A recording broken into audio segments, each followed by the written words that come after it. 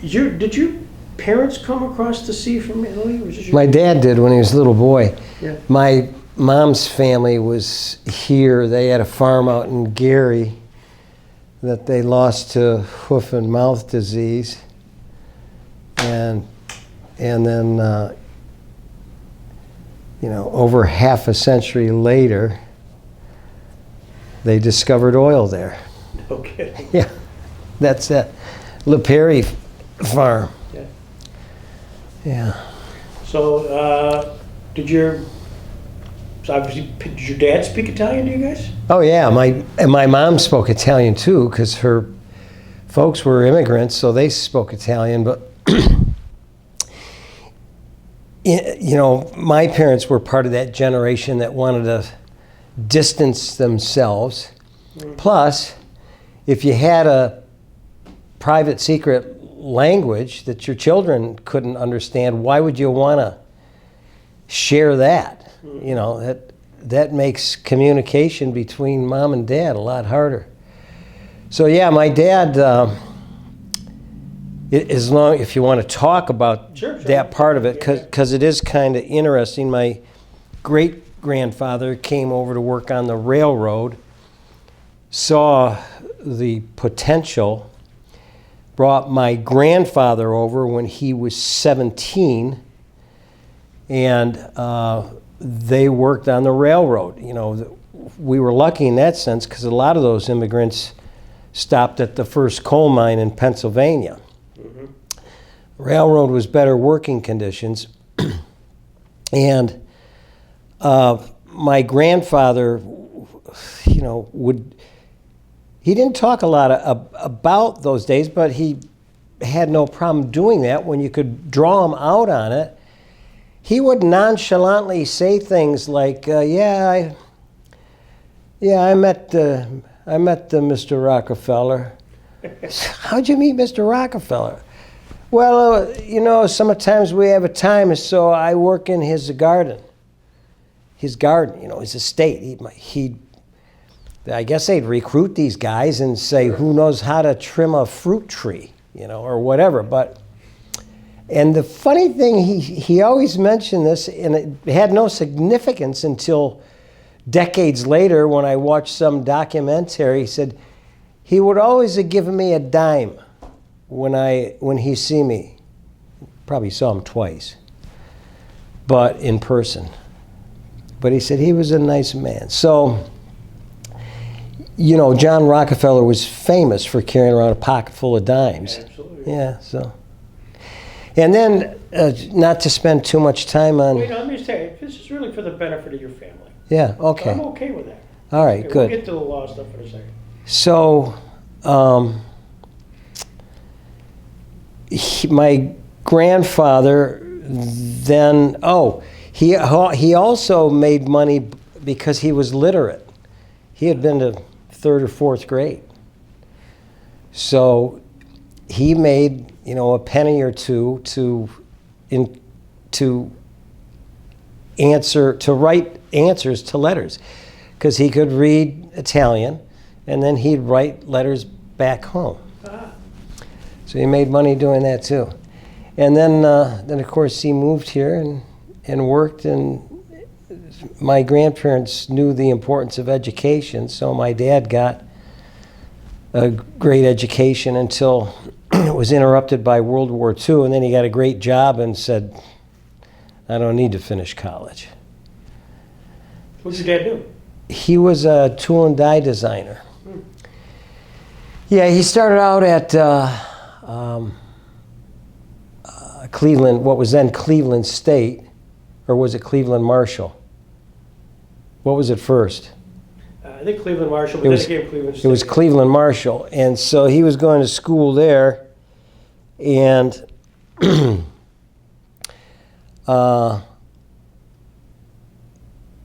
think he was first at Oklahoma State, and then enlisted, and I think went back to Cleveland State on the GI Bill. And on the train ride from Cleveland to Westfield, ran into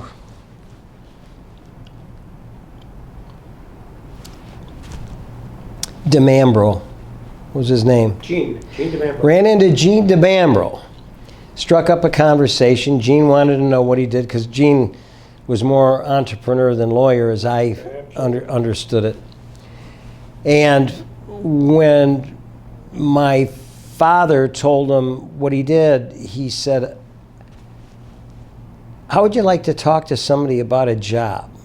And of course, my dad was game for that and wound up getting a job in Lincoln Park, Michigan, outside of Detroit at a boutique tool and die firm. And yeah, Did you grow up there? I spent the first 10 years of my life there In Detroit. because the family moved from Jamestown to Detroit and then back again, came back to work for George Baldwin Sure. in Trucklight. Mhm. And my dad always said, you know, he used to talk about what a brilliant guy George was. And I don't know if George had an engineering background, but my dad certainly appreciated the fact that he had these innovative ideas. And so he and my dad got several patents together that launched that industry, the little, you know, snap-in lights on a tractor trailer. And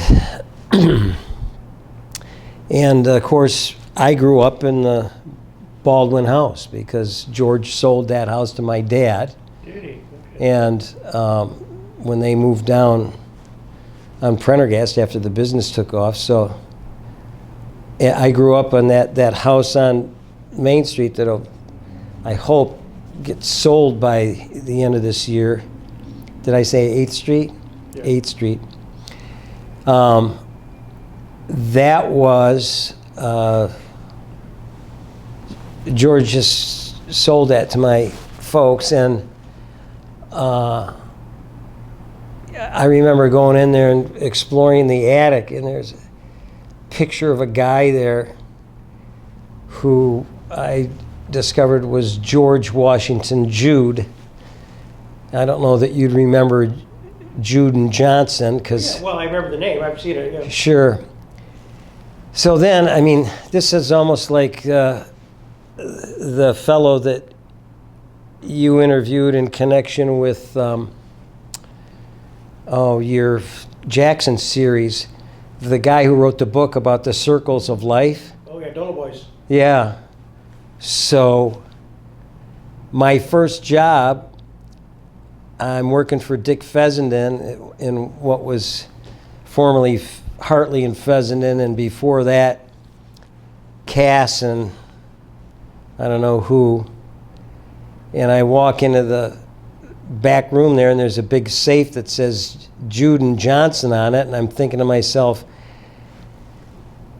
I made this journey from, you know, living in this guy's house to becoming a lawyer in the office that he was in. He must have been one of the last of the Englishmen, though. Yeah. You know. Well, by the way, were you destined to be a lawyer? Obviously, your dad was in the manufacturing part of it. No. Becoming a lawyer was like just about everything else I accomplished. It was a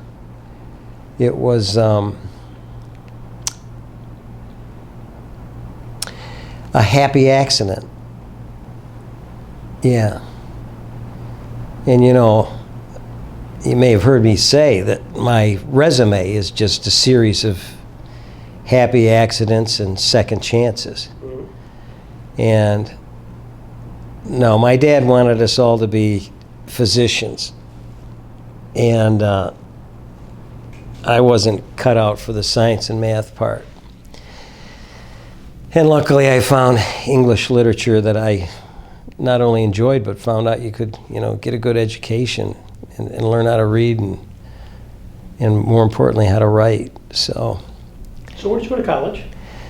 I went for a year at JCC, and you know, then I got itchy and just had to get out of town, and I applied to Union College because my buddy Tommy Lundquist was going there, and I thought it would be a lot of fun to go to school with him. And but I didn't get accepted there when they looked at my transcript and asked if I might want to transfer to a different department. And I said, absolutely not, I'm sticking with science. So I didn't get in there. I don't know why they'd want to take a kid who's already proved that he couldn't get more than a C+, but so I went to the University of Buffalo, and that's where I finally determined that my career was not going to be in STEM. And then made the dean's list after withdrawing from all my science and math courses to avoid flunking out. Made the transition to English literature and made the dean's list every semester after that, and still managed to graduate a semester early. Good for you. So, and then just started, even then wasn't sure I wanted to, if I was interested in a career in law, but I think I took what do they call the graduate? LSATs. No, for graduate school. Oh, GREs? GREs, I want to say GED, because in my line of work I hear that a lot. Took the GREs and the LSATs and thought, I'll give it a shot. So it was really, almost like just half-hearted need to be moving forward, but never really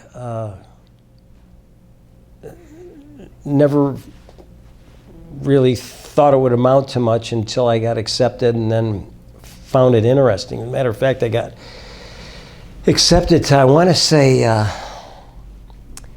in Seattle. I got accepted to a school out there, Northwest School of Law. I can't remember. It's funny, I even 20 years ago I would have remembered all these names. But I didn't go because I wanted to go to that school, but I didn't go because I thought, geez, what if I move all the way across the country and find out that I'm just don't want to do it or am unable to do it?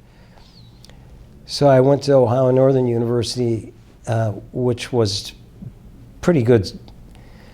Again, a pretty lucky choice because it was a good regional school and with a good reputation, and we have, more than a handful of lawyers in Chautauqua County who were ONU graduates. So then you graduate. Your dad. then there's obviously you got to get a job. Well, I did. I got a job, and it came with a union card because I came back to town, and by then I had married my high school sweetheart, Sharon Beebe. We had a baby that fall, right after graduation, and I started walking my resume around town, and I was getting the same answer everywhere: $100 a week, and we'll give you a telephone. Mm-hmm. And if you can make any money, God bless you. And that to me didn't seem like a really good idea. Mm-hmm. So I went down to Jamestown Metal and to put in an application, and I walked into Human Resources, which the personnel office, and to talk to my high school buddy Neil Young's dad, yeah. Darwin Young. Yeah. And Mr. Young was just really, really glad to see me. Wanted to know all about law school and why I chose to come back, and we had a lovely chat. And after about a half an hour, he said, well, Phil, he said, I'm sorry. He said, but I got to get back to work, and thanks so much for coming by to see me. And I said, Mr. Young, I said, I didn't just come by to visit. I said, I need to apply for a job. And he was stunned. So I explained, you know, I hadn't yet passed the bar exam and was studying for that. And I had a baby, I think at that time, on the way. And I needed to get, you know, told him about the prospects that I'd had so far. I said, I just need to make money. So he said, geez, he said, you mind working a night shift? I said, hell no. He said, okay, start tomorrow. So that started this whole process of, you know, the lawyer working in the shop, and the word got around, and I'd be working away at my job, you know, 1 o'clock in the morning, and I'd get this eerie sense that I was being watched, and there'd be 3 guys standing over my shoulder. And what's up, guys? They go, you the lawyer? I go, yeah, well, you know, I'm a law school graduate, but how come you're working here? Try to explain to them, and it just didn't make sense to them. But Greg, for the early part of my career, I would say if you're a young lawyer and you're trying to start out, you can't go wrong by working in a local shop, because you got an automatic client base, and those guys were the most loyal clients for my entire career. Yeah. Because they just liked the idea that they'd worked shoulder to shoulder with somebody who understood them. How did you become a member of the union? Yeah. How long did you work there? I worked there for about a year. Because the first year I studied, after graduation, I studied for the bar on my own. I don't know why I thought that would be a good idea. And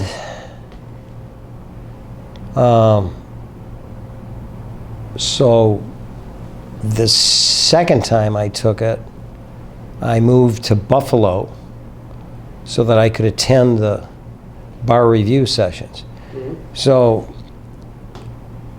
when I failed the summer bar of 1978, they had a pass rate that was one of the highest ever.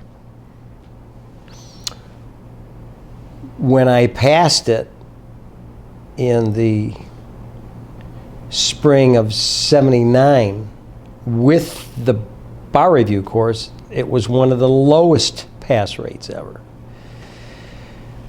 So that kind of soured me on the whole idea of,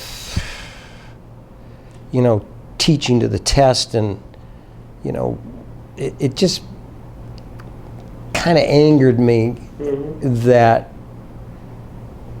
you couldn't pass a bar exam without signing up for a review course.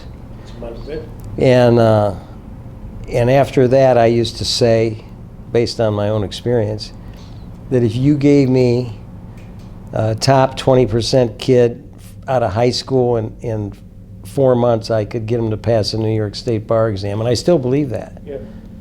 And you still have your books, probably. I think I finally threw them out. So did I recently. But I used to refer to them from time to time. It's all the stuff it's there in some form or fashion. It's just that you never think you're going to use it. Yeah. And here it is. So then you got your 1-year tour of duty. You finally passed the bar. Yeah. Now you think maybe I should become a member of some bar, or of some. Well, that's when my job search began in earnest, and because now I'm licensed, so I got a job with Fagan and Sheffield, and Lanny Sheffield is a lovely man, very, very. He had a good business sense, and he knew how to run the firm. and knew how to make money, and apparently he knew how to keep Ed at arm's length. But Ed was there for his own. Ed was there for the purpose of litigation and personal injury and stuff like that. And he was talented in that regard, but maybe the laziest bastard I've ever encountered in the practice, and certainly the most challenged ethically, and not a good mentor, and probably a narcissist, and but I didn't. What's the line? I came here to praise Caesar, not to bury him, or whatever. I didn't come here to bury Ed, but everybody knows what Ed was, and that was not a pleasant experience for me. Actually, I first worked for Dick Pheasant, and it was a wonderful man, but he was going through that transition from partnership to sole practice to the next step, which was a really good deal for him with Pheasant and Lawmer and D'Angelo. And it was just a situation where I don't think he was able to. I think I was too early for what was going on in his firm. So in any event, I then... What did they have you do? Just general practice, or were you doing some litigation? What was your... At Either Fagan and Sheffield. Well, with Richard, I was doing general practice and transactional stuff, you know, and I will... The one thing I do remember is he had me working on he had me doing bankruptcies and doing some bankruptcy work, and I got involved in connection with an estate. I got involved with doing some Medicaid stuff. Medicaid. Oh, God. I mean, that was like mind-numbing. It just, you know, I wanted to come out of the blocks and do something interesting, and it was not enjoyable. But I was okay with it, and I was plugging away, and then made the transition over to Fagan and Sheffield, where because of their practice, I started to do quite a bit of criminal defense, and then Ed, of course, had somehow finagled the public defender's position, and Ed, being Ed, made sure that everybody that was on his payroll was on the county payroll, so that his payroll was subsidized by the county. And I mean, we even had a secretary that was in the private office but paid by the county. Which is odd, because he probably ruined it for me, because years later, when I was part-time and doing public defender stuff out of my private office, where I had a secretary who was probably 75% just public defender work, it was coming out of my pocket. But so where were we? So I go to... Well, it's interesting. Fagan and Sheffield, just quickly. To me, memories I have is just Marie, Lanny's wife, was just a real force of nature. She was. And she really would keep everything in correct balance. Yes, No pun intended, financially and otherwise, but she was there. She was probably key in keeping that ship righted. Yeah. Yeah. And Lanny, too, had a good business sense. But Lanny was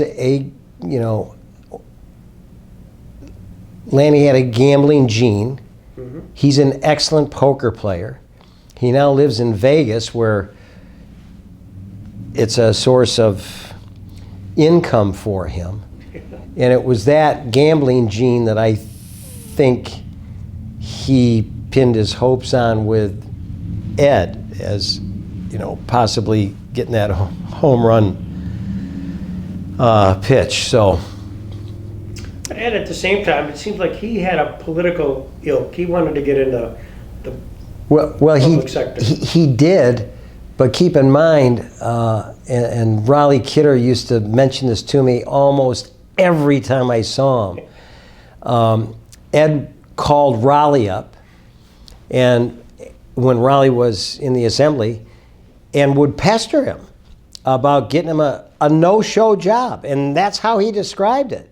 Not get me something in government or hook me up with some agency. He would call, according to Raleigh, Pretty good source. he would call Raleigh up and say, get me one of those nice no-show jobs.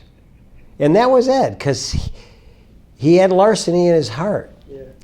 So I left them abruptly after I just couldn't tolerate Ed anymore. And in fact, I think the day I left, he had given me some work to do on Bob Sawyer's appeal. Yep. And I was talking to, if I recall correctly, I was talking to an appellate division clerk about this appeal. And he barged into my office with some woman and said, get off that call, I want you to interview her. And I said, I'm on the phone with the appellate division. And he said, I don't care, they can wait. And I politely ended the call, and I interviewed this woman, whatever it was about, can't remember. And at the end of the day, I walked into Lanny's office and I said, I'm leaving. And Lanny said, where are you going? I said, I don't know yet. He said, well, when are you going to go? I said, right now. I said, I'm out of here. I'll pack up right now. I'm gone. Went back to my office, started packing up. And he and Ed came in. And I guess Lanny told him to ask me to stay, which he did. And I said, no, I'm done. Yeah. So the next morning I was putting boxes of stuff in my car, and I got packed up, and I walked down the alley there because they were in the hotel at the time. That's right. I walked down the alley between Bigelow's and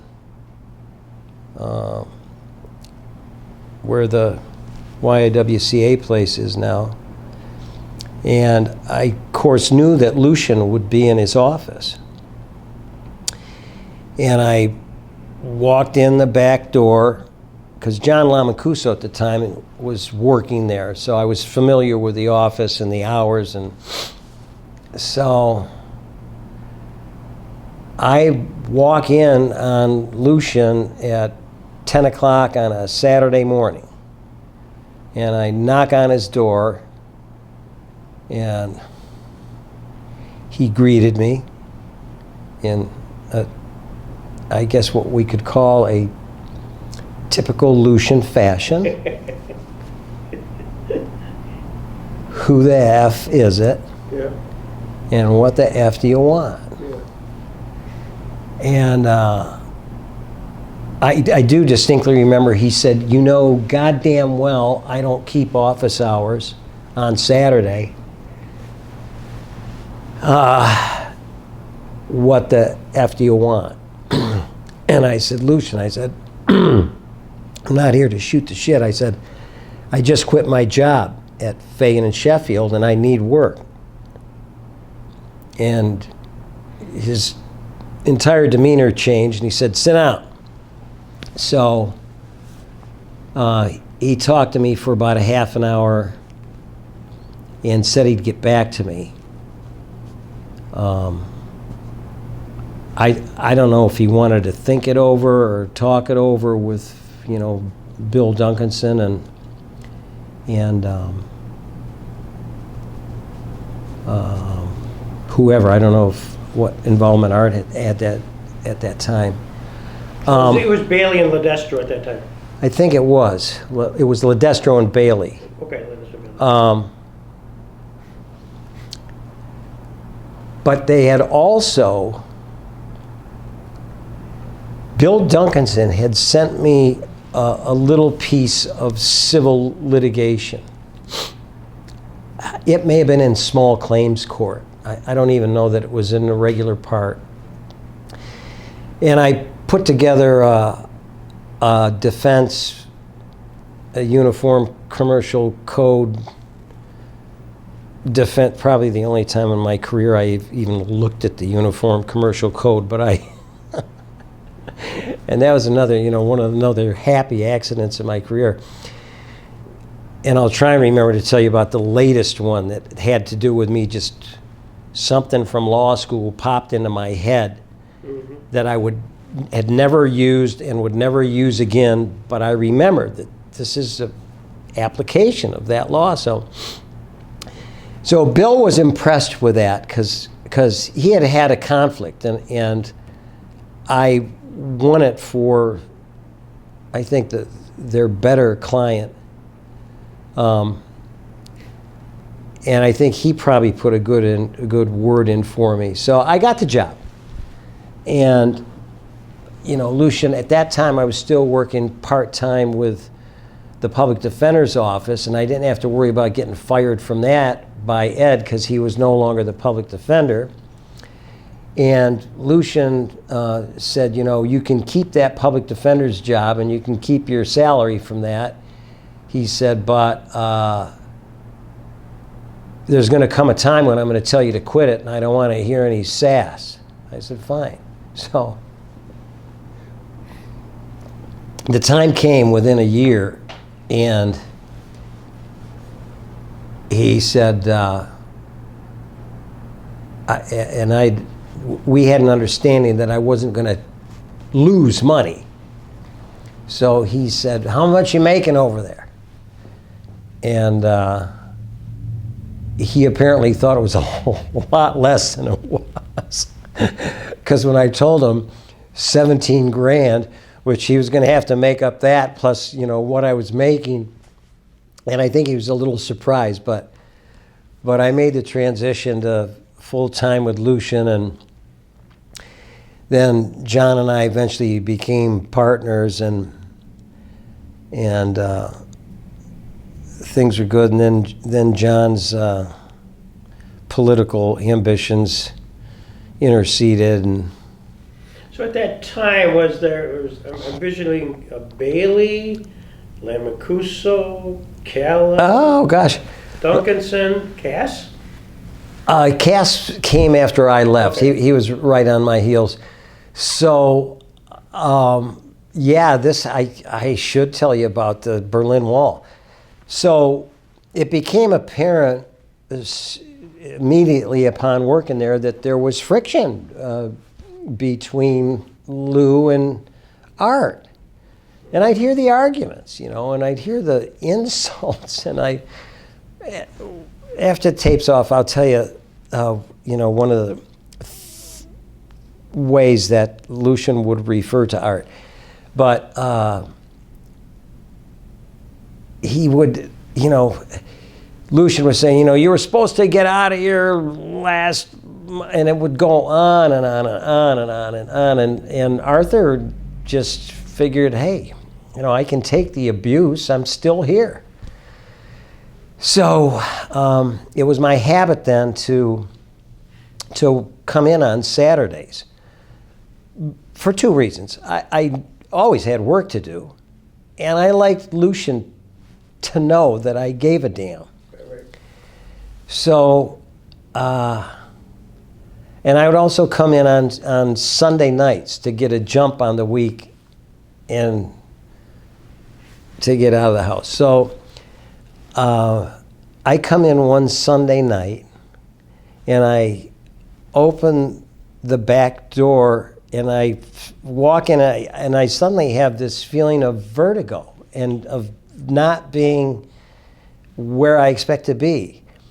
And Lucian had a crew come in that weekend and literally build a wall through the office Okay. so that Arthur was completely cut off from the rest of the office. Put a wall through the office.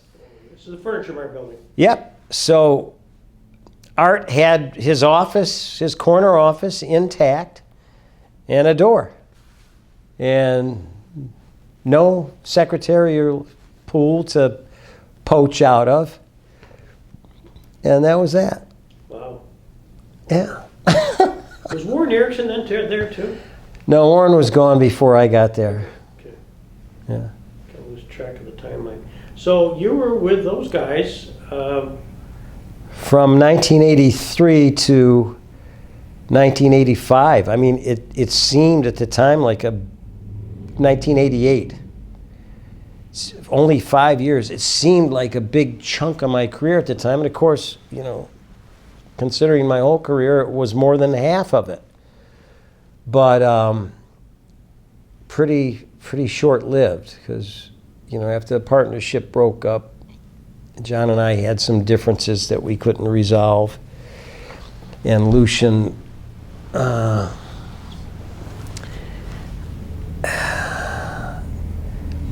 statement was, and I think it was true in many ways, because he was mentor and senior partner and kind of quasi father figure, but he said it was like watching fratricide. Mm.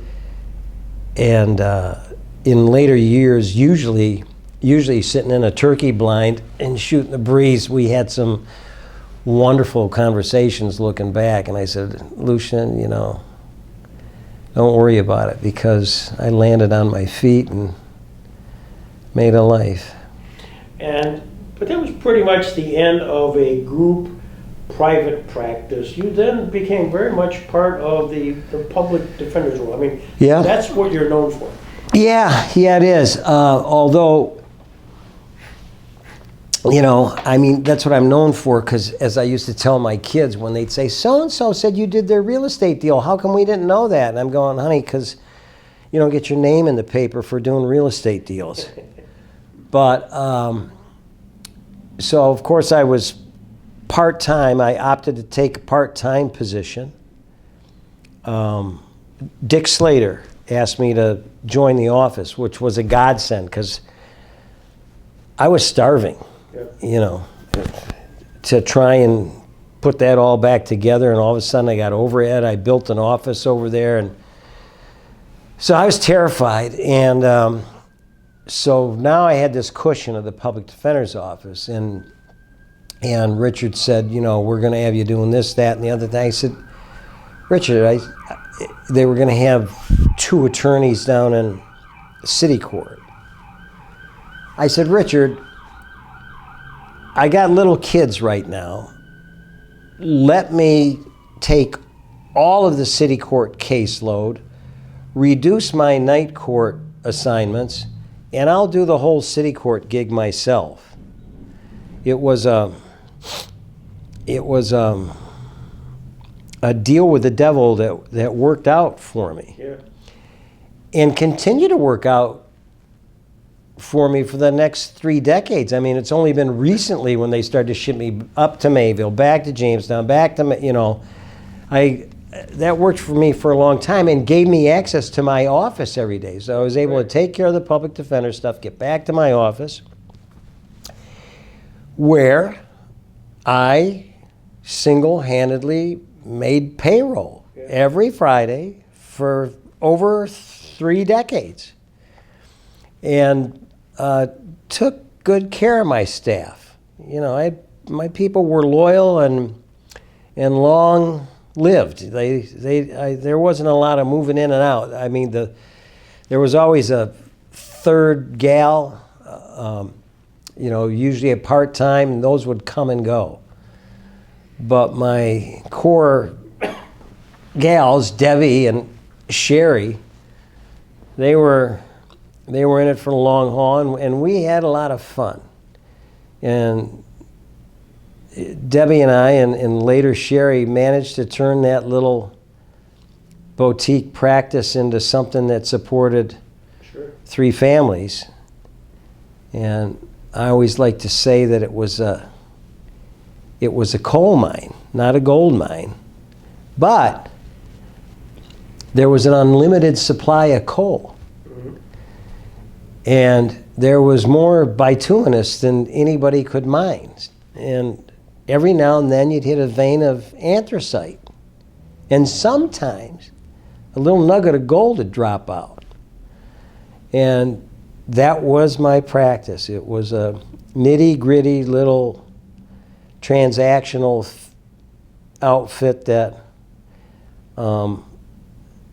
benefited from my public defender work, so that, you know, I got a good share of retained criminal cases. Great. Obviously, now we're focusing a little bit on the public defenders. The people you worked for, Fagan, Slater, who were the other public defenders? Hyde. Yes. It was Fagan, Hyde. Jerry. That Hyde kept me from getting fired, because when I quit Fagan, Hyde was the public defender. He had already soiled the sheets. The legislature was fed up with him, so they had ousted him, and Jerry Hyde was the PD. And then I resigned when Jerry was PD to go to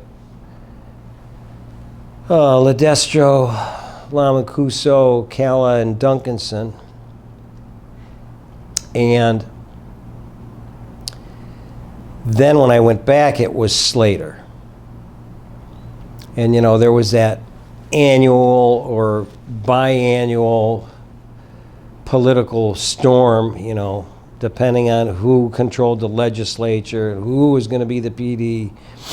And I remember writing a long letter to Jane Fagerstrom, you know, saying that they should leave Dick in place, that he was nonpartisan, that he was a consummate lawyer, that he ran the office as well as it had been run in my career. I think Bill Aronson is probably still considered a benchmark for how to do that practice. And then after Slater, I talked Kevin Laumer into doing it. And he really wavered about it, but eventually did. And but later came to regret it, because the politics turned on him also in the form of you know, falling out of grace with Brian Taylor, the investigator, but also the Republican Party connection. So he was like Rasputin, because, you know, if you, although he was subordinate, I mean, if you didn't stay in his good graces, it'd just make your life miserable. And so when Billy Coughlin came in, the first thing I said is, don't turn your back on Brian Taylor. And Billy said, oh, God, I'm not going to worry about that idiot. I got that under control. And sure enough, he sabotaged Billy. And he tried to sabotage me, but I was ensconced down here in my own little world and able to just insulate myself from what was going on up there. But he made a couple good runs, but you know, luckily I'd always done the right thing. I was well versed in how to be a good ethical lawyer. That came both from watching the things that Ed Fagan did wrong and the things that Lucian taught me were right. Yeah. So I never compromised myself, and to that, in that regard, I was somewhat untouchable. At least I was able to evade Brian's machinations to control everything about that office. So, and then Ned came in. So. Then, but along the way, because you are now Mr. City Public Defender. I mean, Yep. If there's a tag, that's what it is. But along the way, there's always somebody on the opposition. This is the district attorney's office has people that have been there for a while. I'm envisioning Bob Seidel. I'm envisioning Paul Andrews, who I saw today this morning. I told him I were going to catch up with you. And he Nice. goes, "Oh, be sure to give him the best." And he mentioned the fact that at some point he felt like he was the straight guy between you and Seidel. I don't know what he meant by that. But. Well, I used to torment poor Bob, and because at the time I have to concede my professional identity had not yet coalesced, if you will. So I was still indignant about every time I lost, and I was absolutely outraged about every time I didn't win, and I was absolutely certain that everybody who didn't agree with me was wrong, and they were idiots because they couldn't see I was right. And so poor Bob, and you know, that's interesting too, because Bob was a friend of Lucian's, and they went to law school together. That's right, I forgot, yeah. So Lucian occasionally would, I suppose they'd run into each other and talk, and Lucian would say, "How's Cala doing?" And Bob would say, "He's giving me fits." So, Lucian would take me aside and say, "I want you treating Seidel with respect. You understand me?" I go, "Yeah, I do treat him with respect." Probably I was, and Bob and I became the dearest colleagues. By the time he left, I mean, I adored the guy. And I think I can safely say he forgave me. To a large extent, that's true with Judge Alessi, too. And I think I mentioned at his retirement celebration that he and I had finally, and despite all odds, achieved some rapprochement. But yeah, there was Bob Seidel, and he was followed by Paul Andrews. We'd go at it hammer and tongs, although Paul normally could stay pretty calm, as Bob did. I mean, these guys, you know, Bob would stay calm and roll his eyes. Paul would stay calm, knowing that he could outlast my volatile temper and wait for me to blow up. And then there was a whole series of guys. After those two, everybody else subsequent to that, I always referred to as my next trainee. But I also say this, and there's probably about a dozen of them. When you face people in combat like that on a regular basis, you develop a bond. And they are to this day, they are my dearest colleagues, for whom I have the greatest respect and admiration. And, you know, regardless of how short the tenure was, but Marilyn, Barb Widrig, John Zarowski, Molitor. Then they used to send the doubles at me, Rachel Roberts and Lori Beckerink, and I love every one of them. Was Zarowski there for a while? Oh, maybe about a year. No? Okay. Yeah. Just the sidebar story. John was there at the time, and no doubt you were too. And my daughter was in law school, so she kind of tagged along with John and went to city court one day when they brought in the defendant. So she's standing there, and John, there's some big burly guy who probably was your client, and John immediately kind of stood behind her and said, Megan, with all due respect, you must get behind me. Yeah. You know, though there's security, we don't know what's going on. You know. Yeah, and I never,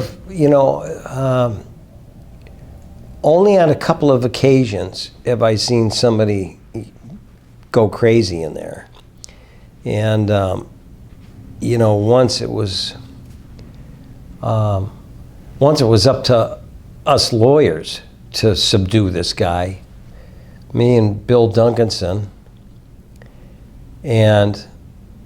But ever since then, they beefed up security, and there's always so many court officers in there. They just kind of mob them. But it doesn't happen very often. Do you have, did you ever fear for yourself? I mean, you're representing defendants, and they don't always win, which is kind of not uncommon. And then when they get the verdict, and then they figure you're at somehow a fault? Yeah, I never feared for myself. I never felt that I was in physical danger. But it used to really annoy me that after giving it my all, oftentimes against my advice. In other words, I say, you shouldn't do this. I've got a deal that you can live with. Why do you want to go to trial? And you occasionally get a client that you just can't convince that that's the way it should be. And that's the safest way to navigate it. And you're dealing a lot of times with mental health issues and personality disorders, so they don't get it. And yeah, I mean, it never physical violence, but insults and things like that would that I was never really able to suppress my Sicilian temper with, so I'd have pretty barbed and sharp exchanges. My most recent one was telling this guy or commenting to the court that it was like having a battle of wits with an unarmed man, because this guy just wasn't getting it. So I'm going to bring over to you this composite. I think it's the first one you appeared in. And what I try to do is have folks just sort of look at it, and if there is a story, a vignette, something that may trigger by looking at the name. I don't need to have you say necessarily Jim Abdell, a nice guy, but if there is a story, feel free to share it, because I think this often triggers them. Oh, yeah. So, I'll leave Art Bailey, because you know my history with him, and by the way, I just saw him yesterday. He was aware that when I was in law school, the law review guys would ask me to edit their articles, because I was pretty good at command of the language. And so Art has always had some piece of work, a brief, or some other, some such thing, and he'd want me to read them, and I'd refuse, because they were dense, and the issue was buried in legalese and archaic language and goddamn footnotes. When he got that program that let him put footnotes, I mean, who puts a footnote in a letter? Really? So I'm laughing because I've kept those aside so often. Nobody does that. And so I would just refuse to, and he'd say, why? And I'd say, because your writing style is horrible. It is absolutely horrible. This 40 pages I could condense to 2.5. And a judge would be a lot happier to get 2.5 pages. And I said, frankly, and I said this more to anger him than anything else, I said, frankly, I think it's lazy. It's lazy? That's 45 pages.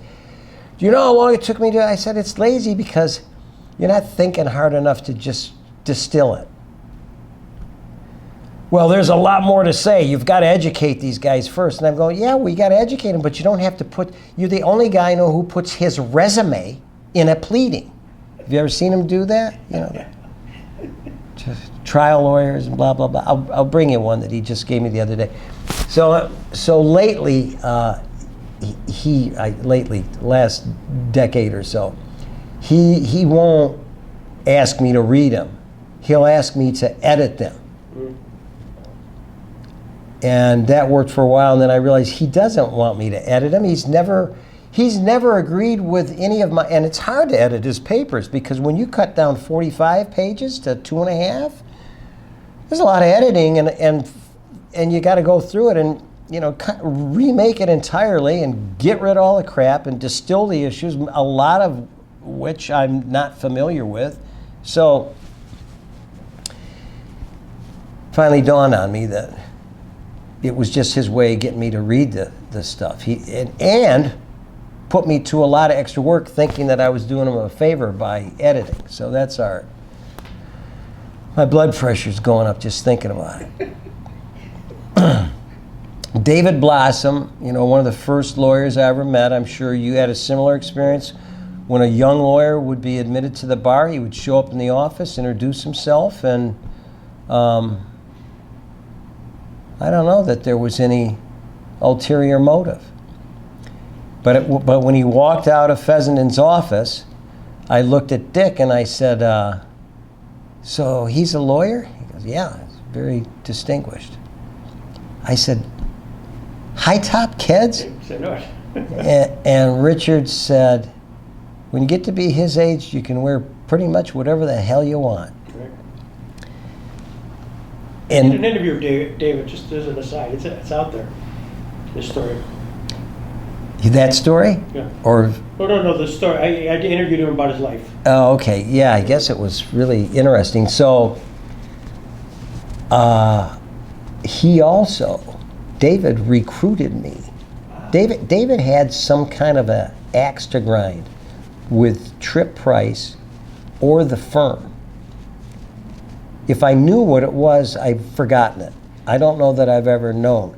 But he recruited me. He came to my office, and Tripp was running for president of the Bar Association. He came to my office and said, here are the reasons he shouldn't be president of the bar, and here's what I want you to do.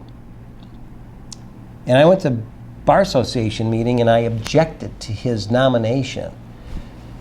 What the hell I was thinking. Thankfully, Tripp and I patched that up and became friends. Part of it, this goes back to what I was talking about earlier. I'm sure this had something to do with it. The first jury trial I ever had was out in the town of Poland. I was sure that my client was innocent. I'm now sure that he was not. And he was convicted. And I was just so angry with Tripp, and I took it personally. And probably the last time I ever did take a loss personally. And that probably figured into that. But why David would get me to do that, and I remember, do you ever remember somebody being objected? No, but I remember that specifically. Well, of course you would, because the whole room was horrified. Horrified. Well, I got through it, although I'm sure that to this day, those that are still living are thinking, what a jerk. I don't remember you saying that, but I remember David. David spoke, I think, also. I remember David, not you. Okay, sure. well, I'm sure you did, but I just remember that I was embarrassed and realized I had made a mistake, and maybe all I did was cast a no vote. I don't know. So How long do these things last? As long as you want. When you get tired, we'll stop. So Howard Crosley, I got to tell you this. It's probably on Dale's interview, but I got to tell you anyway because it's just so beautiful and it's so typically Howard. Two Howard stories. When they used to have surrogates court up in the hotel, Lucian occasionally would throw a file at me and say, go cover this thing, here's what's going to happen, blah, blah, blah. And if you remember, it was seniority. It didn't matter who got there first. The senior attorneys, who was Judge Cass's chief of staff? No, the tough cookie from Frewsburg, because Autumn was too sweet to. She was the brains. No. I know. Yeah. Jusko, Joan Jusko, Yeah. who I had a decent relationship with, but she ran. She was the gatekeeper. Yes, she was. Man, you just sit there for hours until it was your turn. And guys would, waltz in and go right in, and I'd be sitting there for an hour. So this prompts several stories. So I sit next to Howard. Morning, Howard. Morning, Philip. Howard, how you doing? Sublime. And you could tell he'd been drinking either a lot the previous night or had an eye opener, but there was always a haze around him. So I think it was that same session, Kenny Johnson walked in and had some business going on and says to Joan, call my office and tell him, and Joan looks at him like, there's a phone, you call your office. It's funny. Here's the Howard story I really like. So, and Dale told me this. So Dale's back in town. He's working at Lombardo, Sellstrom, Burgett, and he runs into Howard on 2nd Street. And Howard says, Howard's probably coming out of Mr. B's. Howard says, Dale, congratulations on your admission to the New York State Bar Association. Thank you, Howard. Dale, right now, you know more law than you'll ever know. Dale, you don't know shit. Isn't that perfect, Howard? Yeah. So. It's funny when I do this exercise you're doing here. Everybody pauses at Howard and does have a story to her. Oh God. Well, when I was talking about taking things personally and how unprofessional that was, there was nobody worse than Kenny Lasker. Never grew out of it. That's all I'll say about Kenny. We got along as well as we could. Yeah. Doug, you probably never had to, but your staff did. Doug used to call me up. Maybe. For the camera, Doug. What's it? You mentioned Doug. Doug Spoto. Doug Spoto, yeah. So Doug had a habit. He'd call you up and, have you seen this contract yet? I'd say, yeah, Doug, I've got it. I got it yesterday. All right, here's what I need. And he'd start dictating a letter to you. And he got away with it like 1, maybe 2 times. And the 3rd time he did it, I said, Doug, you got any clerical staff over there? He goes, what do you mean by that? I said, well, do you have secretaries that you pay to take dictation? You know goddamn well I do. I said, well, why don't you dictate this letter to them? Because I'm not taking your dictation. Bam! And I never had that conversation with him again.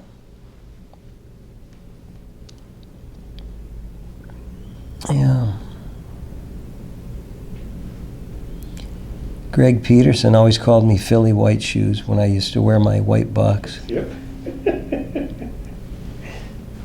Who's Paul Johnson? Paul was an attorney for a short period of time, and now is actually, you could see him at St. Luke's. He's all vested up, and he does kind of in-house clerical work for the Episcopalian Church throughout the country. I mean, he's a I just vaguely remember him. yeah. You would not. He didn't. If he practiced, it was with John Selstrom for a short period of time. Yeah, you know, when you and I started to practice, there was one woman in the bar. Mhm. Now they may outnumber the men, but that was tough for some of the old timers to live through that transition. For us, it wasn't so bad because in our law schools, in the classes we went to, it was half men and half women. Right. Now, I know that, well, of course, Cindy's one of the earlier ones. Julia Wilson was another. The only one. Yeah. And then Judy Clare. Yeah. And I'm thinking of Hope. I mean, I really think that's probably the four way back when, that time period. Yeah, I could tell you stories about all these guys, but not today. So let's draw closure here because we've worked you really hard. Yeah. And so, but you're looking in the camera and you're talking to part of this exercise is for your family. Part of the exercise is history. You're a lawyer. A long period of time. The other thing is sort of educational. If you had to kind of give some instructions to a bunch of public defenders or district attorneys who are now in their early 30s, you know, some speak of what they should learn. What could you impart to them? Well, you never, ever want to play cutesy with the truth. Whether it's for an adjournment, Judge, I'm sorry. I said, you know, I understand if you don't give me this adjournment, but I got a chance to go golfing with my son-in-law. Not, I got to take my wife to the hospital. You know, so you never want to get caught saying you're doing something like that. If you're going to ask for an adjournment, state the reason why. Your stock will go up. But, you know, I mean, from a professional standpoint, serve the client, you know. And again, I wish I had my own original take on this, but Lucian used to say, do the work, serve the client, and you won't have to worry about the money. You start worrying about the money, then you're going to start compromising your client. So if you take that to heart, you really can't go wrong. You know, the question really gets me thinking more about the way the practice is now. You know, those early years, you're working nights and you're working weekends. You're trying to advance and you're trying to make an impression that I'm capable, I'm a worker to whoever your partner is. When you go solo, you're doing it out of sheer terror. Yeah. I mean, you're just saying, I got to make payroll this week. And I don't know if I can do it, so I'm just going to keep digging this coal. And, you know, your former partner had a story, I'm sure, that he'd tell you, you know, that some of those Fridays you were waiting to see if that last check was in the mail that was going to put you over the top. So there's that wonderful terror that I think every lawyer should experience, because it builds character and makes you understand that, it's not a 40-hour-a-week job, and for a young lawyer it shouldn't be, because you just can't learn what you need to know and advance your career if you're looking at like you're punching a clock. So The funniest thing to happen to Phil Cala in court. God, I wish my colleagues were here, because they would it would come right to them. There's been so many things that I can't pick one out.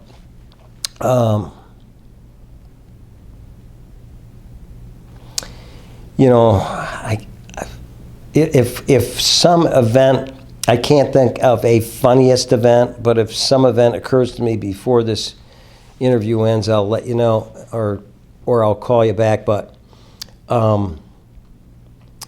if you talk to my colleagues and to the judges, they'll tell you that I like to keep things. Never took myself too seriously, and I like to keep things light. And I never missed an opportunity for a humorous comment or observation. So what was your relationship like with Judge Adams? Judge Adams, it was good. And I don't know that you are referring to or want me to talk about the famous poker game. Sure. At Tony Spann's, but we were playing poker. He was a pretty good poker player, and I had an excellent hand. Let's say I had a straight, and I was just hammering away. And when Judge Adams was staying in the game, you had to worry, because he was so cheap that he wouldn't put his money in. He wouldn't risk money unless he had a sure thing. But I thought I had a sure thing.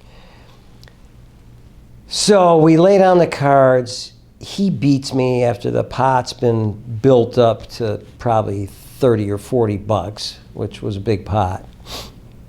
And I exclaimed,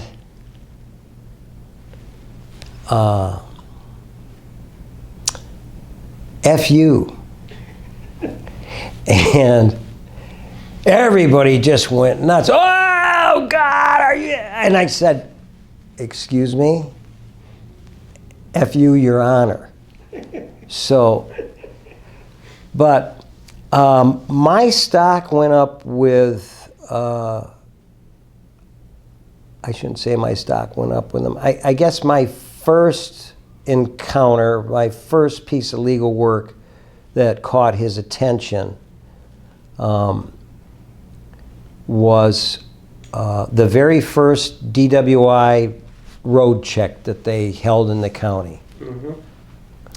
And let me preface this by saying your stock would go up with Judge Adams when he saw scholarship and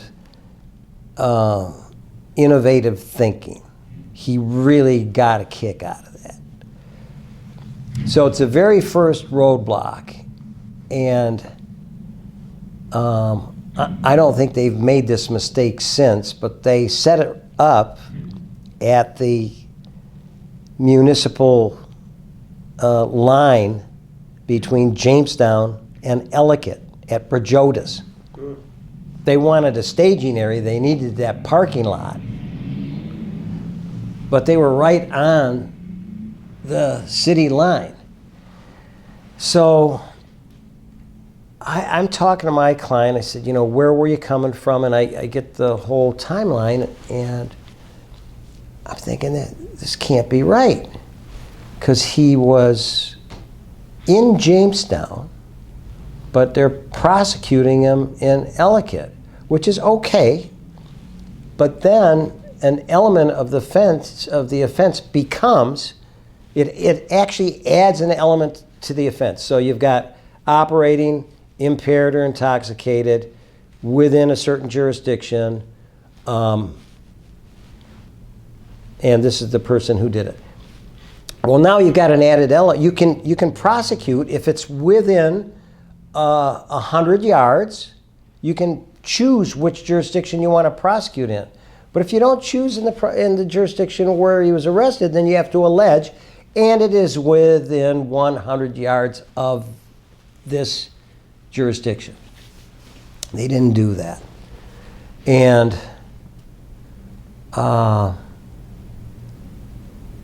you can't bring a motion to dismiss based on that, because then they'll correct it.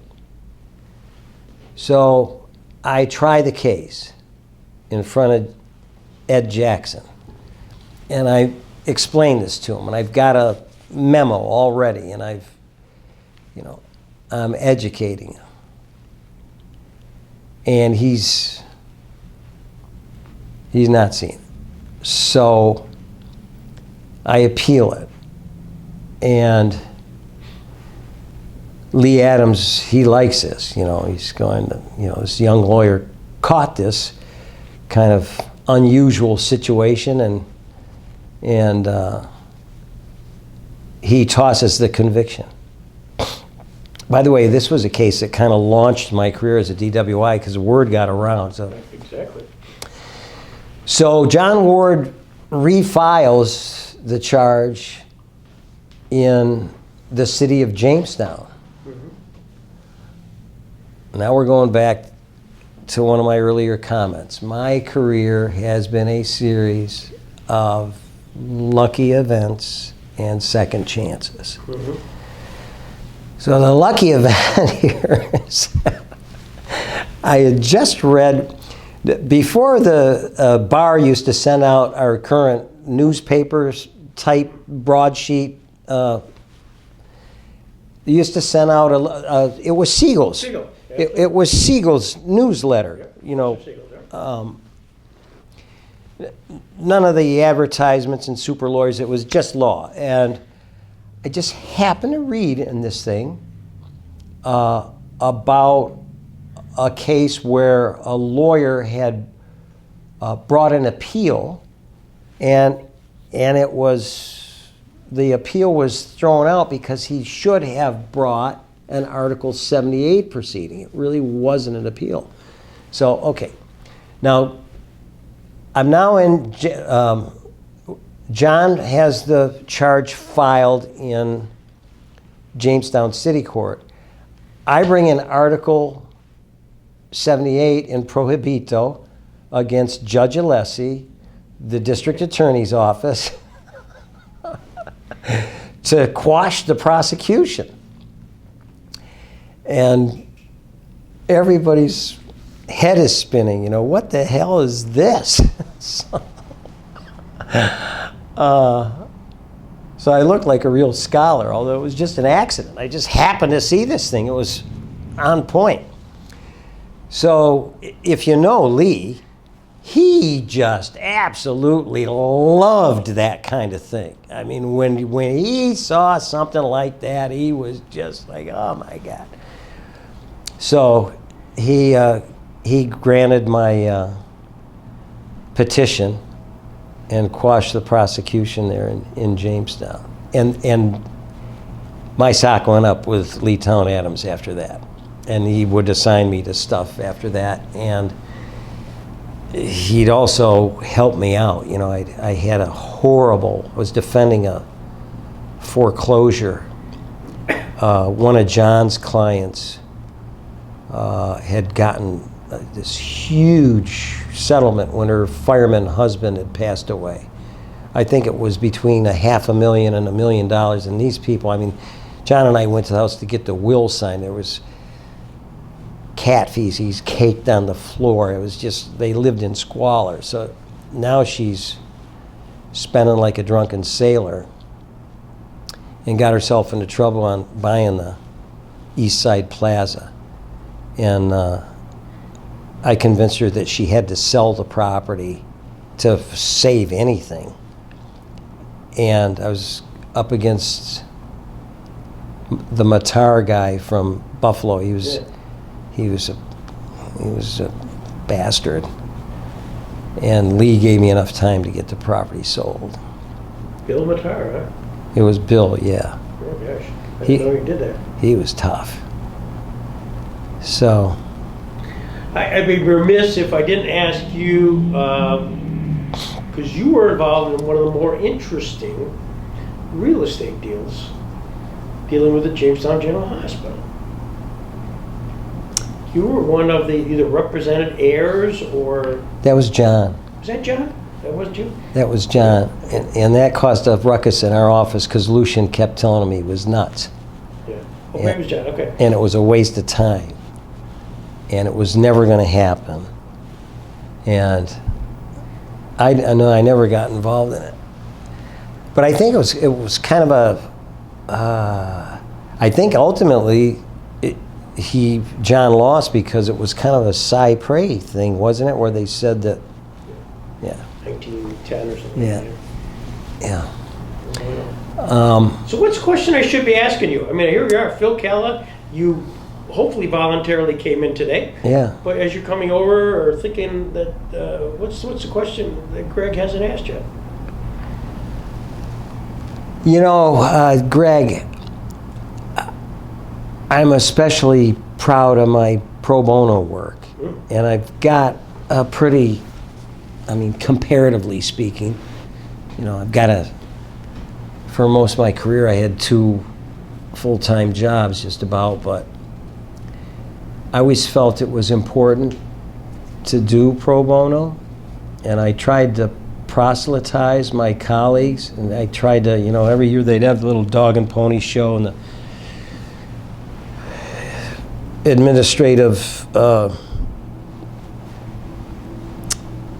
judge would come up and hand out awards, and I used to try and tell them how easy it was to do and fit it into your practice. And, you know, you don't have to worry about the paperwork because you just send the client down to legal aid and you tell them, you know, get this person certified as a poor person and then come back. And it's all automatic after that. You just do the work. So I've got some of the most lovely thank you notes from people. I represented a woman with some cognitive deficiencies, and I had the opportunity to read her thank you letter to the administrator of the pro bono program in connection with a complaint that had been filed against me by a woman who I was doing pro bono work for. And Greg, I'm going to tell you what I did. It was a foreclosure, and I told her I'd take her case, go get certified, come back, and I bring an action for declaratory judgment and reformation of a contract. You could go through the entire bar association and not find one guy who'd done one of those things in his career. You know, and I'm re-educating myself, working my ass off. By the way, I saved the property for this woman, but I later discovered she had a personality disorder. So she was like, she just thought I was Burger King, and a combination of Burger King and an indentured servant. I mean, she thought that I was her slave, I guess. So I get a call from the administrator of the program, a nice lady, and I spent probably a good half an hour telling her what the case was about, what I had done, the fact that I wouldn't have taken a case like that for a retainer because I wouldn't have wanted to spend the time on it. And then at the end of the conversation, as it was, I got in the mail that day, and this woman, I said, do you have my entire pro bono portfolio there? She says, yeah. I said, do you see one from so-and-so? She said, yeah. She said that you did a good job on that. And I said, well, let me read you her thank you note, which just came in the mail today. and it was misspelled and bad grammar, but it was one of those things that would bring you to tears, you know. So yeah, I was, other than this last complicated piece of litigation that I've done, I've always had a wonderful experience. I probably shouldn't have included that story in there because it'll discourage anybody who watches this from. I don't think so. That's a reality check. That's all it is. Yeah. Well, this has been great, Phil. Thank you so much. Thank you really worked you here. Greg, thank you. I was worried that I wouldn't be witty and charismatic and entertaining, and I wish I could remember some of those funny things. I can tell you that I often regret not having kept a separate little notebook, because I really could write a book about the crazy stuff that happens over there in Jamestown City Court. Thanks. And Greg, again, thank you. And I hope to one day see somebody interview you. I don't know who it would be, but I've talked to several of our colleagues about the fact that somebody's got to interview Greg Peterson. I don't know who it would be. Do you? Me neither, but I look forward to the day, whatever that is.